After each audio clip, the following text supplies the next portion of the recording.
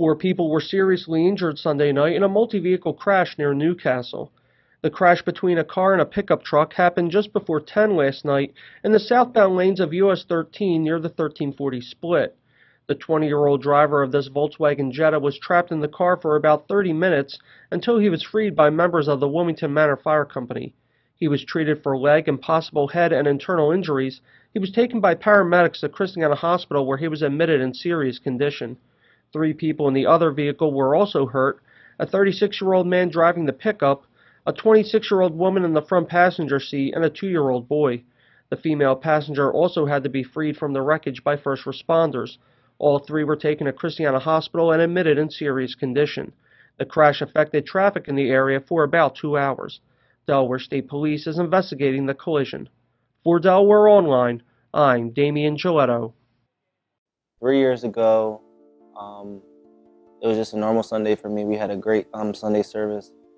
And that day, I want to say it was Jason or James's birthday party. It was one of the Daniels' birthday parties. So we were over there, rode with my godbrother Kyle, and barbecue was fun and everything, had some good food, just had a really good time. And afterwards, me and Kyle left and we just took a drive. I was preparing to go to Rhema, and he was just making sure I was mentally fine, physically fine, just talking to me as a big brother would, driving through Middletown, just talking on the back roads and everything like that. And I want to say that Sunday I left my car at our old church around the corner, and he went to go take me back to my car. And as I was driving home, I was hit by a drunk driver. Wow. The drunk driver was driving up the wrong side of the road, and as I woke up, well, upon impact, I got knocked unconscious. So when I woke up, my glasses were off my face. My car was turned the opposite way. It should have been on the highway, and I couldn't see anything because my glasses were gone. There was flashing lights. There was loud sirens and everything like that. People asking me for my information, everything like that. And only thing I could think of to help you guys relate to it is that it felt like I was in a movie. Didn't know where I was at. I just knew something was wrong. So there was, I do remember there was a lady and a gentleman that, the lady was in front of me, and I guess she swerved so the car wouldn't hit her, and when she swerved, the car was right in front of me, so it hit me. She turned around to make sure I was safe and everything like that. She stayed with me.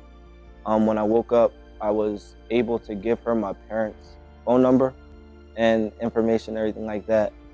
And then the next thing I remember is they were cutting me out the car, and all the weight from the dashboard went on my knee. That's when I let out a loud yell. I can almost remember the pain and the feeling of it. It took them about 30 minutes to cut me out the car. And then the next thing I can remember is my parents had finally got to the scene, and my dad yelled out, Jay, this is your dad. This is your dad. You have a covenant with God. And immediately when he said that, I just started speaking in tongues. It's just like something clicked for me. They get me out the car, they cut my clothes off and everything like that, and then they rushed me to the hospital, and I don't remember the ride to the hospital. I guess they brought me through the back or whatever, and as they had me on like one of the hospital beds, rolling me through the hallways, my sister came to me and she grabbed my hand and she said, everything is going to be okay.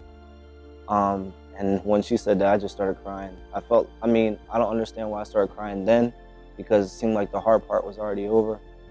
But that's probably one of the biggest things I remember through that, because I guess she gave me like a peace of mind with that to help me get through it. Just that situation helping me recognize how important I am to God, that His protection is real, that the stories in the Bible, I even want to say like Daniel and Lion's Den, like how that is like, I look at that as the same situation, how He protected me.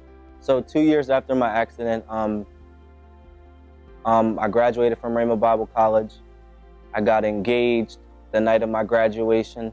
6 months after that, I got married to the love of my life, my best friend. And now, a year after graduating, I stand before you. My body is healed, my body is whole. I'm working in youth ministry with the kids. The devil tried to take me out before I got the opportunity to not meet my wife, but marry my wife. And I'm so truly thankful for it. I'm going to ask our son, Jerome Jr., if he would come up. Y'all have heard us give his testimony about the car accident that he was in coming up on about 5 years ago in May. So why don't you take a couple of minutes and share what happened that day? All right, so May 5th, 2013, I was picking my car up from church because I went to a birthday party. And right up on the 1340 split, I was hit head-on by a drunk driver driving on the wrong side of the road. And I was in a Volkswagen Jetta. You want to take her out? I was in a Volkswagen Jetta, and he was in a Dodge Ram pickup truck. He hit me head-on, and when he hit me, his car went up mine like a ramp, and upon collision, I was knocked unconscious. So when I woke up, like up near the Dunkin' Donuts right up the street, my car was facing the opposite way, and there was like all these flashing lights. It was like a movie. And my knee was like all the way stuck up in my chest. They had to cut me out of my car. Yes. It was horrible. Yeah, the lady that was in front of me, she actually swerved out the way. And when she swerved, he hit me head on, but the lady ended up turning around. And when I woke up, she kept asking me like what my name is and everything like that. I was like, my dad's the pastor of the church up the street. Like, my name is Jerome Lewis and all this stuff. So I guess after I got myself together, I was able to give her my parents' phone number. And she called my dad, and my dad told my mom that I was in an accident or whatever. And I guess as they got up there, they couldn't but drive like so far. Like, so I guess they had to park down the street. And my dad called out my name. And my knee was in my chest. The guys were cutting me out of my car and everything. And he says, Jay, back it up a little. He was like, Jay, this is your dad. You have a covenant with God. And upon when that happened, like, it was just something that clicked. Like, I just started speaking in tongues and everything like that. They cut me out of the car and everything like that. But like, the thing that's crazy about that, my dad said a couple weeks ago that I never thought about. And the reason why I brought my daughter up here is the devil tried to take away the seed that I had in me. You know what I mean? Like, I didn't know 5 years at this point I'd be a father. You know what I'm saying? And a husband to my beautiful wife behind me. But the devil tried to take out what was inside of me and what I'm going to do. But upon a collision, I know I'm jumping everywhere because it's kind of weird to relive it when I think about it. But upon collision, like, I broke my arm, I dislocated my kneecap, tore my meniscus. My car was totaled, but I was only in the hospital for 3 days.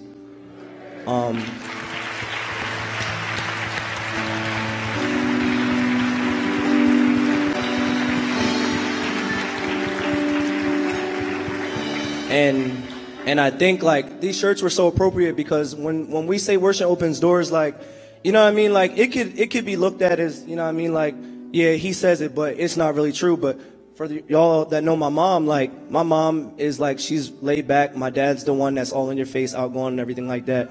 And that Sunday, but I say that to say that Sunday, before or during service, my mom ran around the church. You know what I'm saying? And little did she know, less than 24 hours later, that her son could have been in a fatal car accident. But I'm here. You know what I'm saying?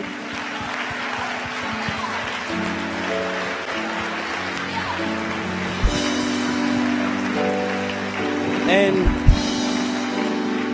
like with me being a pastor's son, like y'all get it on Sunday. I've been getting it up to that point. I got it the past 20 years of my life, and I never really like took a hold of it. I never really understood God's protection and God's love until you're in a situation like that where you look at the car, like, you want to see the car after church, you think it's like a little car accident. Like, I literally should be dead right now. You know what I'm saying? Like, I literally should be dead. I shouldn't have a beautiful daughter. You know what I shouldn't have a beautiful wife. I shouldn't have the things that I have but God. But God. Like, I literally, like, I know I'm saying a car accident. I know I'm saying a drunk driving the wrong side of the road, but yo, like, I should be dead. Like, my car was totaled. I was hit by a truck in a sedan. Like, stuff like that doesn't happen if you don't know God. If you don't have that word on the inside of you to protect you. Like, y'all sitting down like, yo, God is real. His protection is real. His miracles still happen today. And if you're in a situation and you don't know what to do, say, Jesus! Jesus is here for you. He's here to protect you. He's protecting you from situations you know nothing about. Like, so when you see me up every Sunday and you say, yo, that boy is always crying. I'm always crying because I should be dead. I shouldn't be a father. I shouldn't be speaking into the youth. I should have never made it to Bible school. Like, that's half of my testimony. You feel what I'm saying? Just because I'm his son, I have to get it for myself. You know what I'm saying? I have to get it for myself. And some of y'all won't understand it until you go through it. But the word that you getting right here is a real word. You get a hold of it as a young person, your life is going to change. You'll never be the same. But God.